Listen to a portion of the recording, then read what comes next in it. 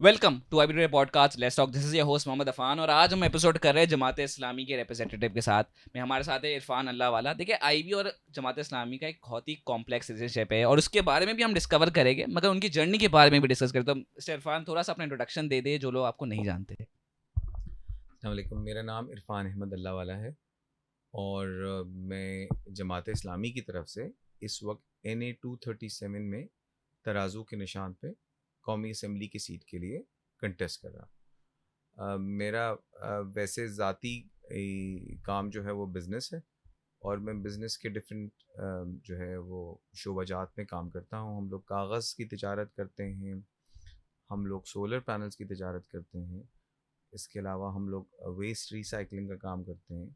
इसके अलावा मुझे जंगल लगाने का शौक़ है तो हम लोग फॉरेस्ट्री का काम करते हैं। राइट। तो अब ये मुझे बताया, क्योंकि आपने बताया बिजनेस का आपका काफ़ी गहरा ताल्लुक, तो एज अ बिजनेसमैन से आपकी जर्नी पॉलिटिक्स में कैसे बनी?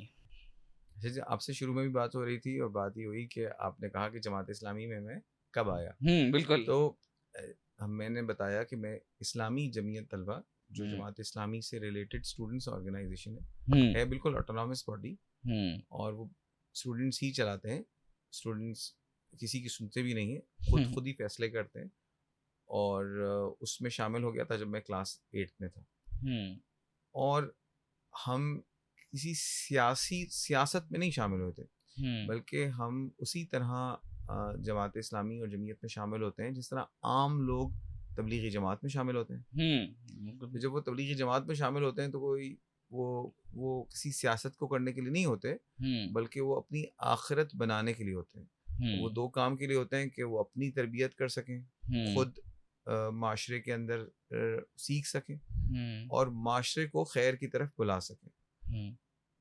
हम में और जमात इस्लामी में एक स्टेप आगे, जमात इस्लामी ये भी चाहती है कि इंडिविजुअली लोग बहुत दीन के करीब आ जाएं, हम्म। कुरान को पढ़ें, समझें और उस पर अमल करें, दूसरों को बुलाएं, हम्म। माशरे को दीनदार बनाने में अपना हिस्सा अदा करें। हम्म। लेकिन इसके बाद हम जो माशरे को डेवलप करने का तीसरा सबसे बड़ा ज़रिया है जो हमारे नबी सल्लल्लाहु अलैहि वसल्लम ने भी किया, वो हम्म। ये कि रियासत मदीना बनाई। हम्म। मक्के में जब तक रहे दावत तबलीग का काम किया और जैसे ही मदीने आए तो मदीने में आके उन्होंने एक रियासत फॉर्म करी, मुहाइदे किए, गैर मुस्लिमों से मुहाइदे किए, हम्म। लोग कुछ लो और कुछ दो की बुनियाद पे चीज़ें तय करी, उसूल बनाए, कवानीन बनाए, गवर्न सिस्टम बनाया।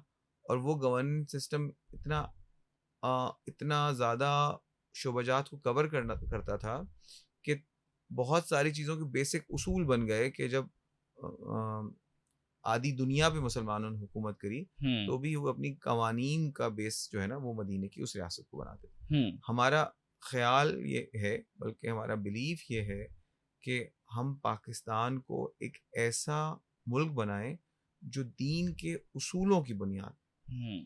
दीन की उसूलों की बुनियाद पे एक दुनिया का एक तरक्की याफ्ता मुल्क, हम्म।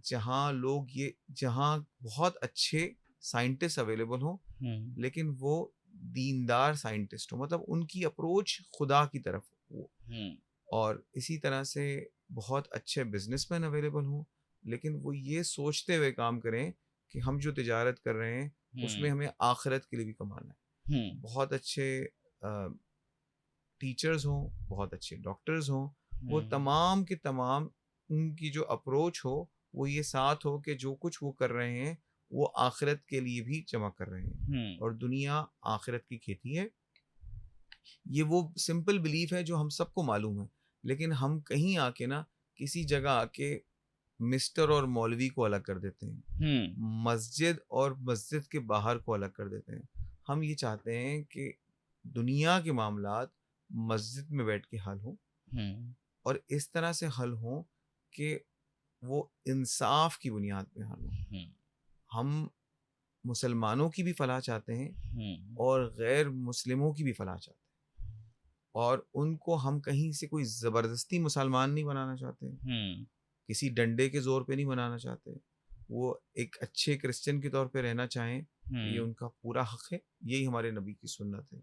उनको अमन अमान देना, उनके लिए आसानी पैदा करना, ये हमारा काम है। तो हम्म। अच्छा हुक्मरान हमारे नबी की सुन्नत के मुताबिक, एक हमारे नबी की बहुत सारी जो सुन्नतें हैं उनमें से एक उनकी सुन्नत, एक हुक्मरान की सुन्नत है, हम उस सुन्नत को भी पूरा करना चाहते हैं। इसलिए हम इस्लामी जमीयत तलबा में आए, इसलिए हम जमात इस्लामी में आए। और जब हम जमात इस्लामी में आते हैं तो जब हम किसी पॉलिटिकल कैंपेन में कोई कैरियर लेना चाहते हैं तो हमारी कोशिश आमतौर पे ये होती है कि हम ये काम ना करें बल्कि कोई सामने वाला कर ले। अगर कभी बड़ी मजबूरी हो जाती है तो हम कहते हैं अच्छा जी हमारा नाम कर दीजिए। तो ये बड़ी इंटरेस्टिंग जर्नी है जो आपका मिशन है, और ख़ासतौर पे जमात का जो मिशन है। मगर हम बात कर लेते हैं जमात इस्लामी के बारे में इन जनरल, कि क्या चीज़ जमात इस्लामी को कई मुश्किलात पेश आई है, या आपको एज ए रिप्रेजेंटेटिव बड़ी मुश्किलात पेश आई होगी। तो क्या आपको फील होता है कि यार what motivates you in politics, और जमात इस्लामी के साथ ही क्यों? किसी और भी पार्टीज़ है ऐसी जो बात करती है, JUI भी है। अच्छा, जमात इस्लामी के लिए मुझे मोटिवेट जो आप कहते हैं कि हम क्यों काम करते हैं, तो मोटिवेशन मैंने बता दी कि हम अल्लाह की रज़ा के लिए। ठीक है। अब ये चीज़ जमात इस्लामी ही क्यों, बिल्कुल मुझे बस जमात इस्लामी में काम करने का ज़्यादा अच्छा मौका मिला। मुझे जमात इस्लामी के साथियों से ज़्यादा अच्छी अंडरस्टैंडिंग बनी। और सियासत में जब हमने देखा तो जमात इस्लामी एक ऐसी केस एग्जाम्पल है जो 47 से पाकिस्तान के अंदर है और उनके दामन पे कोई दाग नहीं। तो ये जब हमें कोई ऐसी चीज़ मिल सके जिसके साथ इतनी ज़बरदस्त हिस्ट्री मौजूद हो, एंड मतलब इसलिए हम प्राउड हैं कि हम इस कम्युनिटी का हिस्सा हैं। तो भी अब अगर आप जैसे आगे चलते, जैसे आपने बात की जमात इस्लामी के हवाले से, मैं शुरू में मैंने इंट्रोडक्शन में ही बात कर रहा था कि जमात इस्लामी और IB का कॉम्प्लेक्स रिलेशनशिप है। अगर ख़ास तौर पे कराची यूनिवर्सिटी में जमात की बहुत बड़ी प्रेजेंस है, और हमने देखा भी है, और मैं एज ए स्टूडेंट भी देखा है मैंने, और एज एन आउटसाइडर भी देखा है। मगर एक IBA वालों का गिला है, और वो आपसे पूछना भी चाहता हूँ मैं, कि जमात जब भी IBA में कुछ होता है, चाहे वो इवेंट हो या एक्टिविटी हो या कुछ ऐसी कॉन्ट्रोवर्सी हो, तो पहला बंदा जो दरवाजे पे खड़ा होता है अपना मोर्चा लेकर, वो जमात का बंदा होता है। एंड ऐसा लगता है बाज़ औक़ात लोगों को लगता है कि जमात की इंटरेक्शन इतनी ज़्यादा है कि इन्फोर्स कर रही है पॉलिसीज़ या एक्टिविटीज़ जो एक प्राइवेट इदारा बन चुका है IBA KU के अंदर, इंडिपेंडेंट है, और उसे इन्फोर्स करता है। और बच्चों को बाज़ औक़ात जो लोग हॉस्टल में रहते हैं उन्हें हॉस्टाइल फील करते हैं जमात से। तो मतलब आप उनके लिए क्या कहना चाह रहे हैं उन मसाइलों के बारे में? अच्छा, आप तो चूँकि IBA के अंदर पढ़ रहे हैं और मैं उस शोबे का कभी भी नहीं रहा, तो उसकी बहुत अच्छी केस के साथ बात तो वही करेंगे कि जो उस वक्त वहाँ के लोग होंगे।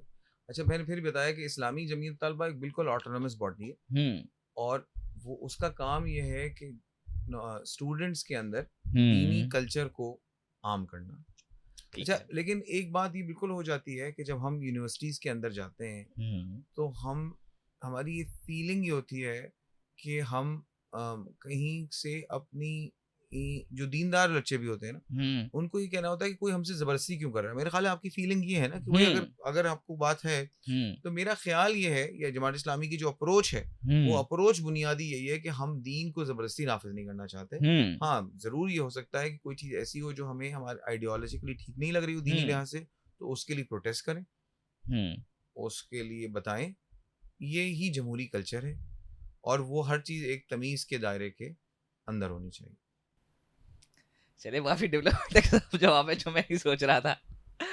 मगर ठीक है, मगर जैसे आगे हम बढ़ते हैं, बाज़ औक़ात आप मेरी राय से मुत्तफ़िक हैं? मैं इस राय से मुत्तफ़िक नहीं हूँ, क्योंकि मेरे ख्याल में जमात, आपका कहना तो सही है कि जमात सबको हक देती है और शायद देती भी होगी, पर ख़ास तौर पे जो हमारा इंटरेक्शन है, जो मैंने देखा है अपने एक्सपीरियंस में एज एन IBA टुडे, मैंने एज ए रिपोर्ट भी किया है बाकायदा, जो मौजूद होगा आर्टिकल्स में, कि मैंने लिखा है कि जमात इन्फोर्समेंट का जो कल्चर है, लेट्स जस्ट से कराची में एक कॉन्सर्ट हो रहा है और जमात इस्लामी बाहर प्रोटेस्ट कर लेती है, उसमें मुझे कोई शिकवा नहीं है, मगर जमात इस्लामी कॉन्सर्ट में घुस के कॉन्सर्ट बंद करवा देती है लोगों के। फिर मैं बोलता हूँ यार देखो यार, अब आप ज़बरदस्ती कर रहे हो किसी का, कोई बंदा जा रहा है बिल्कुल जाए, हम किसी को रोक नहीं सकते इसमें। अगर कोई बंदा सिनेमा जा रहा है हम उसको वहाँ भी रोक नहीं सकते, क्योंकि उसका हकूक़ है। क्या पता वो हिंदू हो, क्या पता वो नॉन मुस्लिम हो, हम तो नहीं जानते बज़ाहिर तौर पे। मगर जब मैं देखता हूँ जमात ऐसे इन्फोर्स करती है, और मैंने देखा है IB के अंदर कि जमात ने बाज़ औक़ात ऐसे हॉस्टाइल मेजर्स लिए हैं स्टूडेंट्स के खिलाफ, या स्टूडेंट एक्टिविटीज़ पे पाबंदियाँ लगाई है, तो मुझे as an individual, as a student feel होता था उस वक्त। हम थोड़ी सी बातें ना स्टूडेंट्स पॉलिटिक्स की भी कर लेते हैं साथ साथ, फायदा हो जाएगा। क्योंकि आप लोगों ने जो टाइम देखा है ना उसमें स्टूडेंट्स पॉलिटिक्स थी नहीं। सच हाँ। बात ये है कि हमने भी वो टाइम नहीं देखा। बिल्कुल। यानी लाइक ज़ियाउल हक साहब जब से आए थे 77 से आए थे, तो 70। स्टूडेंट्स इलेक्शन होना तो उन्होंने 82 में पाबंदी लगा दी थी। अच्छा, जब पाबंदी नहीं थी तो स्टूडेंट्स यूनियंस क्या करती थी? तो हमने ना जमीयत की पुराने ज़माने की वीडियोस देखी। एक तो उस ज़माने में कैमरे इतने कम होते थे, लेकिन हम ये देख रहे थे कि जब इलेक्शन होता था तो हज़ारों का मजमा पूरे शहर से आके वहाँ जमा हो रहा होता था। और वहाँ हो क्या रहा होता, डिबेट्स हो रही होती थी। और डिबेट्स किसके दरमियान हो रही होती थी?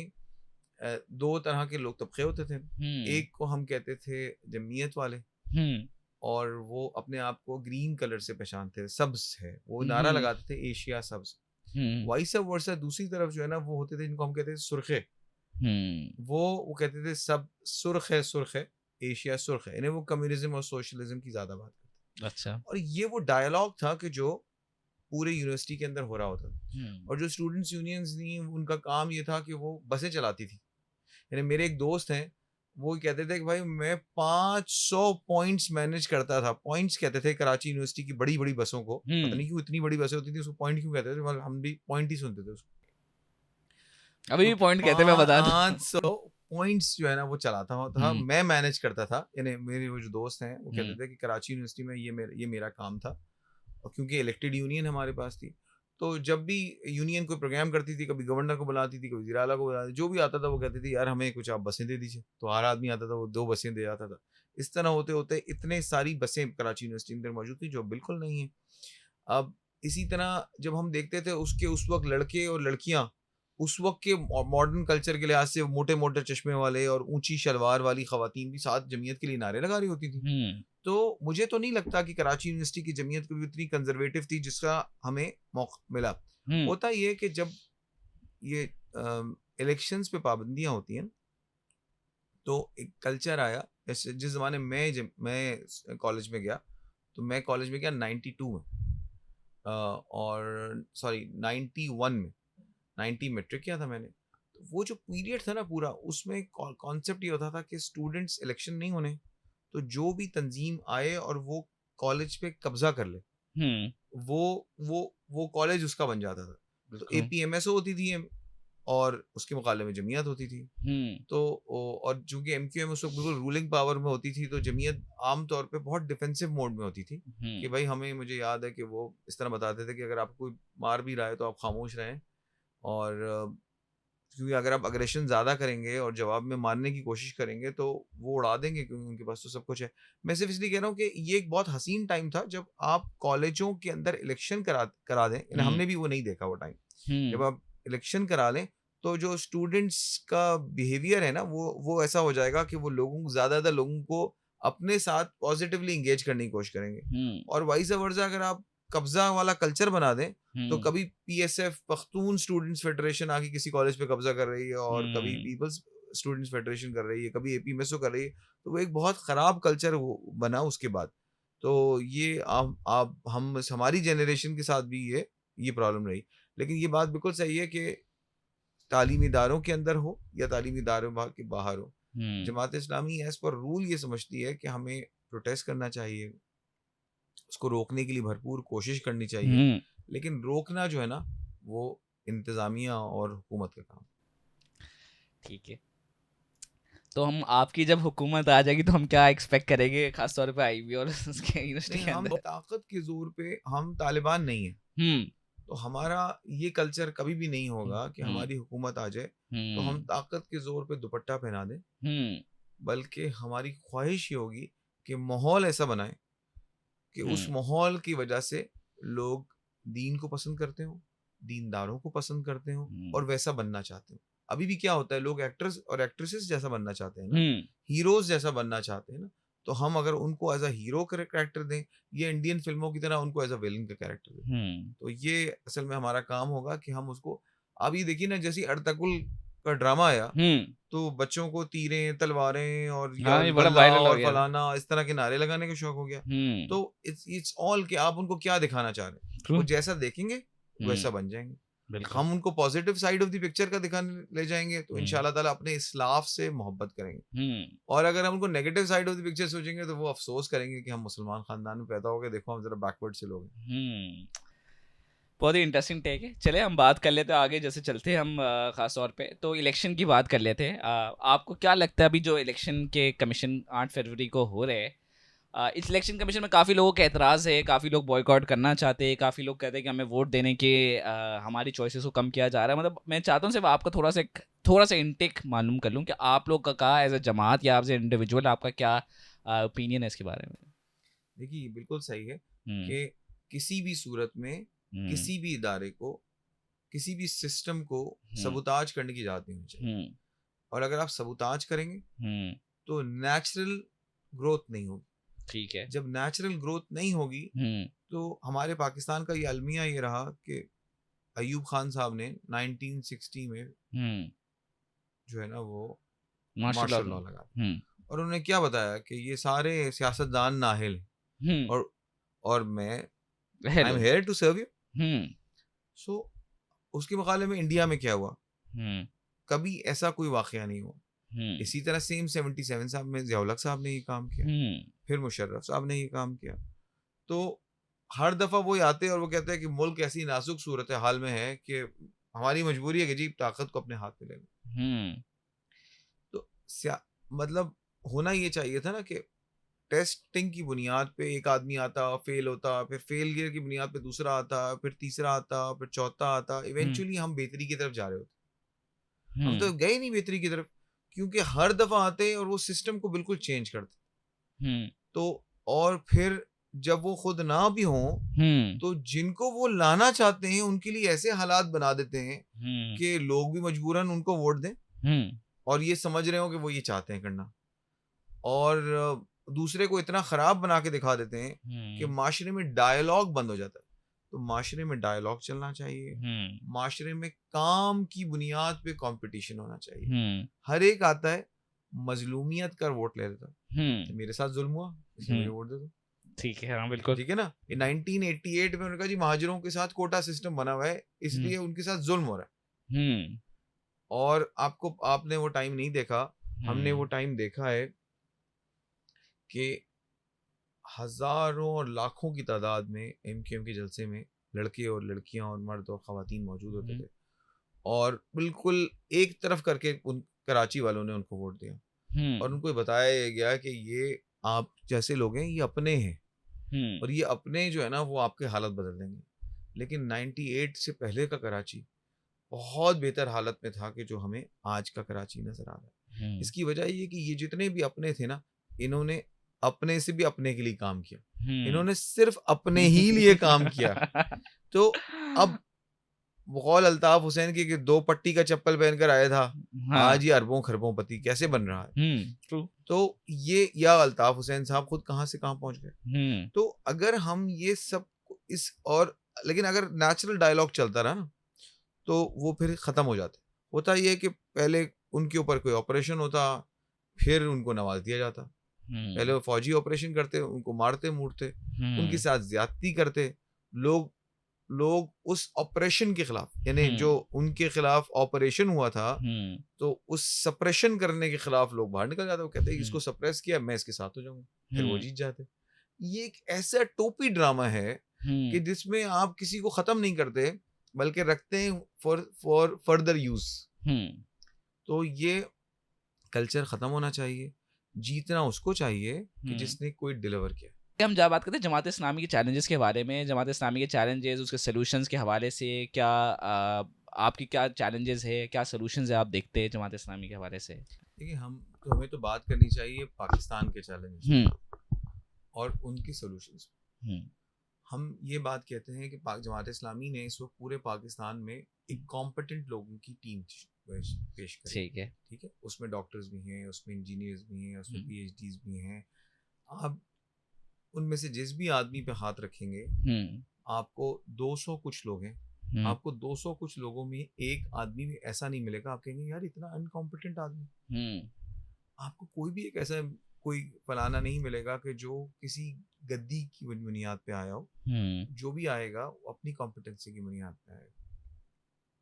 दूसरा हमने कहा कि हमारे पास एक दयानतदार हिस्ट्री है, हमारे लोग जब भी हुक्मरान रहे तो हम उस हिस्ट्री को की बुनियाद पे बात करते हैं कि हम अब्दुल सत्तार अफगानी साहब 2 दफ़ा कराची के मेयर रहे। ये जो हब डैम है जहाँ से पानी आता है हमारे, उन्होंने बनाया था। ठीक है। फिर नेमतुल्लाह खान साहब कराची के मेयर रहे। नेमतुल्लाह खान साहब 4 साल मेयर रहे। उस 4 साल में ये जो हमारे यहाँ पानी आ रहा है मेजर, जिस लाइन से वो कहते हैं K3 का प्रोजेक्ट, ये K3 नेमतुल्लाह खान साहब ने बनाया। उन्होंने न सिर्फ K3 बनाया बल्कि K4 का भी इफ्तिताह किया। जब से वो गए हैं उसके बाद से कोई 4-5 दफ़ा उस K4 के मंसूबे का वज़ीर आज़म लेवल के लोग भी इस इफ्तिताह कर चुके हैं, लेकिन बना नहीं पाते। और ना बनाने की एक ही वजह है कि वो अनविलिंग टू डू है। अभी क्या वैसे अपडेट वैसे के बता देगा K4 के हवाले से? वही पोजीशन है, बल्कि अभी तक तो आखिरी दफ़ा तो हमने सुना था वज़ीर आला साहब ने बयान दिया कि वो जो पिछले 2-2.5 साल से हमने काम किया था वो सारा ज़ाया हो गया जी। वो इतने अरब रुपए हमने ज़ाया कर दी, काम ही गलत कर रहे थे हम, अब हम वापस से सही करते हैं। सो देखें, ये काम ना करना चाहते हैं और ना कर सकते हैं। जैसे हमने नाहिल लोगों की बात करी, पूरे हम बल्दिया में इलेक्टेड होकर आया, मैंने हमारी यूनियन काउंसिल में हमें एक सेक्रेटरी चाहिए होता है, उस सेक्रेटरी के पास इंतज़ामी इख्तियार होता है। तो जो साहब मेरे पास आए कि जी मुझे मेरे नाम पे लेटर इशू हुआ है, आप मुझे यहाँ पे जॉब दीजिए और आप मुझे ओके कर दीजिए कि बस मैं अप्रूव्ड हूँ।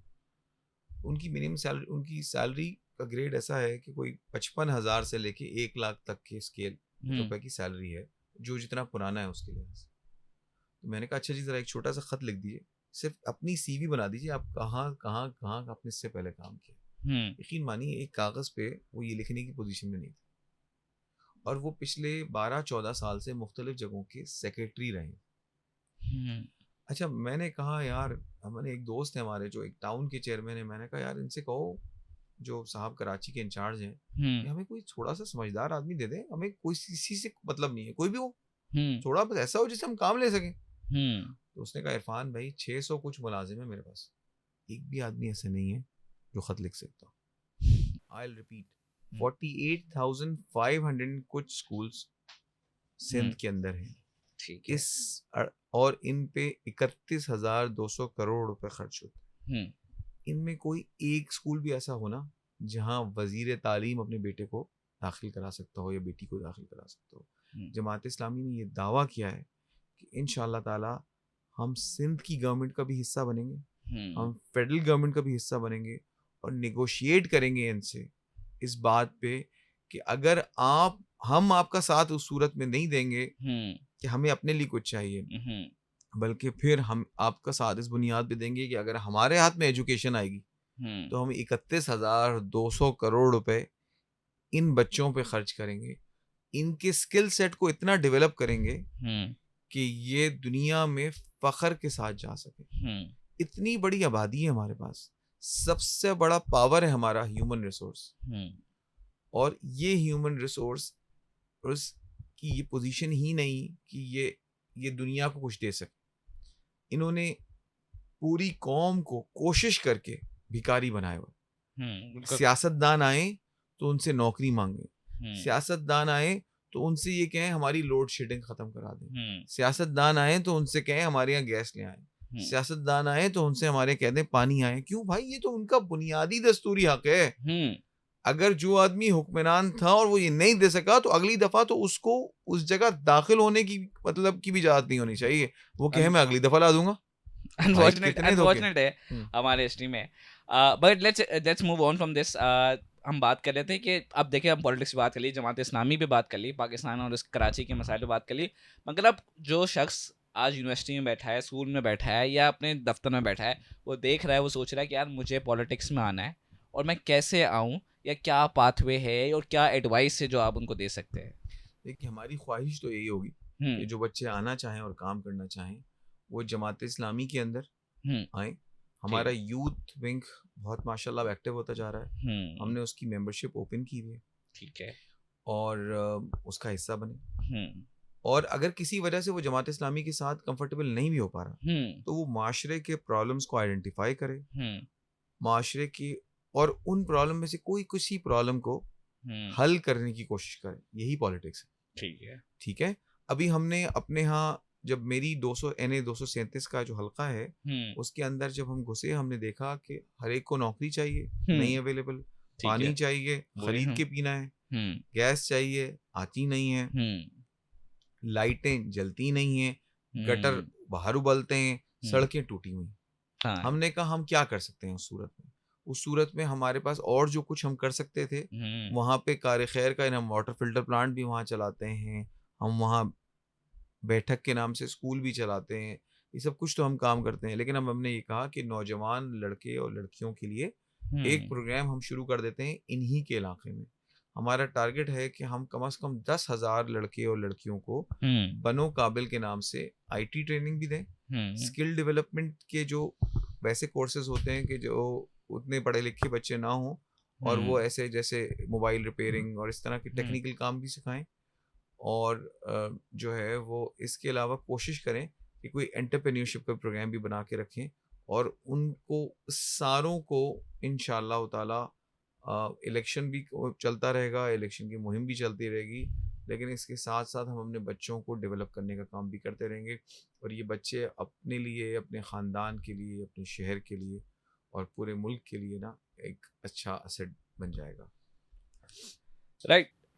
तो एज एन एडवाइस, अगर कोई बंदा, आपने जो बताई वो बहुत ही कीमती एडवाइस है। जो लोग आपको देख रहे हैं, जो लोग हमें सुन रहे हैं और वो उन्होंने देखा होगा, शायद समझा होगा, जमात इस्लामी या किसी और प्लेटफॉर्म से अगर वो ज्वाइन करना चाहते हैं पॉलिटिक्स पे, तो बिल्कुल ज्वाइन करें, और खुद इस नियत से करें कि अपनी जेबें नहीं भरनी बल्कि मुल्क को सर्व करना है। बाज़ औक़ात लोग इसलिए घुसते हैं, एंड ये सिर्फ पॉलिटिक्स की बात नहीं है।